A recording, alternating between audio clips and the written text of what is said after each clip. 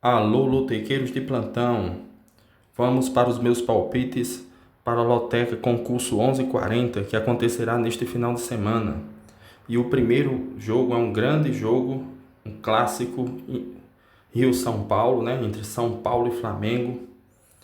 E aqui uma partida dificílima para o Flamengo, por jogar fora de casa contra o São Paulo. Eu vou usar o meu primeiro duplo. Lembrando que eu vou usar 5 duplos nesse joguinho, custa em torno de R$ 48 nas casas lotéricas, exatamente R$ 48 custa. Lembrando que o final 0 e o final 5 já vem acumulado, pessoal. Mesmo que alguém vença no 11:39, que sairá o resultado hoje, o 11:40 já vem acumulado. Meu primeiro duplo vai ser entre empate e Flamengo. Eu puxo mais para o Flamengo aqui por vir num bom momento. Não acredito na vitória de São Paulo. Vou usar meu primeiro duplo aqui, empate e Flamengo. Jogo 2. Vitória da Bahia e Cuiabá. Vitória da Bahia em casa. Lembrando que essas equipes nos últimos 5 jogos se enfrentaram. O Vitória venceu 2, o Cuiabá 1 e foram 2 empates nos últimos 2 jogos. Inclusive esse ano já teve um empate em junho, mais ou menos há 2 meses atrás, dia 5 de junho, empataram em 0-0. O jogo foi lá em Cuiabá. E eu acredito aqui na vitória do Vitória. O triunfo do Vitória acontecerá nessa partida, mesmo sabendo que o Vitória vem de 2 derrotas em casa, mas foi contra 2 grandes equipes, Botafogo e Flamengo, que vem disputando a liderança do campeonato. Dessa vez eu vou de Vitória seco. Vitória, que a última vez pegou um time do seu nível, venceu, que foi o Criciúma por 2-1 no Barradão. Vou de Vitória, que fez um grande jogo fora de casa contra o Palmeiras, venceu por 2-0. Então aqui eu vou de coluna 1 no jogo 2, Vitória da Bahia. No jogo 3, temos um jogo entre Botafogo de Ribeirão Preto versus Coritiba. Lembrando que as equipes se enfrentaram pela última vez em 2019. Não temos muitos jogos recentes entre as equipes. Há 5 anos se enfrentaram. Então, pelo retrospecto do Coritiba fora de casa, nas últimas 5 partidas perdeu 4, empatou 1. Inclusive o último jogo perdeu fora de casa por 4-0 para o Santos. O Botafogo de Ribeirão Preto também, em casa, nas últimas 3 partidas não conseguiu vencer. Devido ao equilíbrio aqui, eu vou de empate seco nessa partida. Acredito no empate seco, vou na minha intuição. Vocês, pessoal, vão na intuição de vocês, que vocês chegam lá, rumo aos 14 pontos. No jogo 4, Vasco e Bragantino. Lembrando que aqui estou dando meus palpites, algumas estatísticas já foram estudadas sobre cada jogo, por isso estou dando minha opinião, mas vocês vão na intuição de cada um de vocês. Jogo 4, Vasco e Bragantino. O Vasco joga em casa em São Januário. Tem um retrospecto bom, o Vasco jogando em casa contra o Bragantino. Inclusive, o ano passado escapou do rebaixamento, vencendo o Bragantino na última partida por 2-1. Fora de casa perdeu, agora recentemente, em abril, para o Bragantino por 2-1. O Vasco vem de 5 jogos sem perder em casa. Nos últimos 5 jogos não perdeu, venceu 3. As últimas 2 venceu o Fortaleza por 2-0 e o Corinthians por 2-0 jogando em casa. O Bragantino não vence há 5 partidas fora de casa, juntando as competições Sul-Americana, Copa do Brasil, juntando 3 competições, na verdade, e o Campeonato Brasileiro. Aqui eu vou de usar mais um duplo, porque sei que o Bragantino derruba o lotequeiro, e vou de Vasco e empate. Usei meu segundo duplo no jogo 4. Jogo 5, Atlético Goianiense e Botafogo do Rio. Aqui, pessoal, é outro time que gosta de derrubar o lotequeiro, o Botafogo do Rio. Vem numa boa fase, apesar de que costuma pipocar, né? Inclusive em casa perdeu recentemente para o Cruzeiro por 3-0, jogando no seu tapetinho lá, Milton Santos, e perdeu por 3-0. Então aqui eu vou usar um duplo.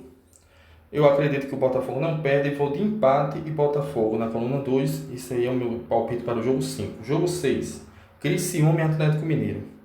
Lembrando que o Atlético Mineiro não tem feito bons jogos fora de casa. Inclusive a última vitória foi em junho, dia 27. O time quase perde pela Copa do Brasil esse meio de semana. Estava perdendo por 2-0 para o CRB, da Série B.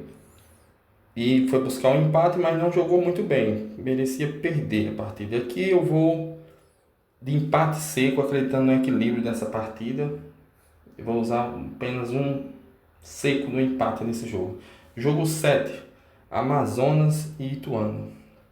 Não tem histórico de confronto entre essas duas equipes. Será um confronto inédito. Eles se enfrentaram pela primeira vez. O Amazonas subiu pela primeira vez para a Série B. Essas equipes nunca se cruzaram.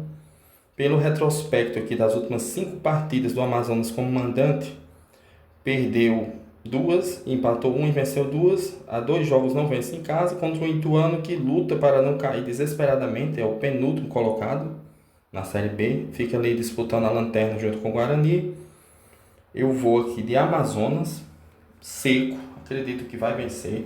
É uma equipe que já venceu algumas partidas importantes em casa, contra o Santos, contra algumas equipes. Deu trabalho até para o Flamengo na Copa do Brasil. Eu vou de Amazonas seco, coluna 1. Jogo 8, Atlético Paranaense e Grêmio. Aqui o Atlético Paranaense é favorito por jogar em casa, mas o Grêmio tem melhorado muito nas últimas partidas.